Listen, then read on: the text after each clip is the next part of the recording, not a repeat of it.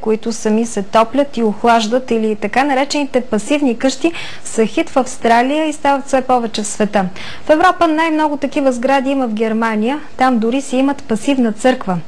Пасивна къща вече има и край Варна. Инженер Радослав Радушев е разработил авторска технология за производство на панели за този тип сгради.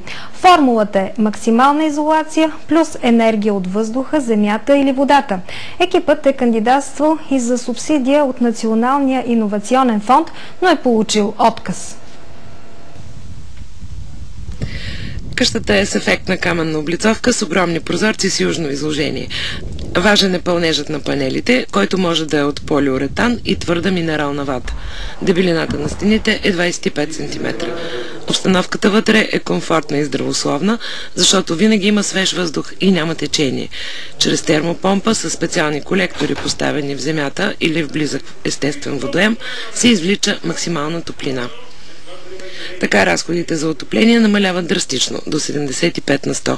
В пасивната къща има и енерговъзстановяващ блок. Влизащия в него студен въздух се затопля от излизащия и това допълнително намалява загубите на топлина. А затова радиаторите и климатиците тук са излишни. Отоплението на сградата става чрез елементи, вградени направо в стените, пода или тавана. Едно от предимствата на технологията е модулния принцип на строителство. Според инженер Радушев, България вече изостава със строителството на пасивните къщи.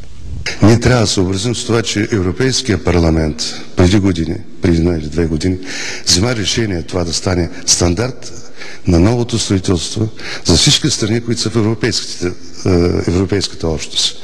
При нас това ще бъде вече принудителна мярка след следващото десетилетие да ги правим така. По-скъпа ли е тази къща от обикновеното, традиционното строителство? Зависи как се погледне. Ако се погледне в дългосрочен план, тя е 2 пъти по-евтина.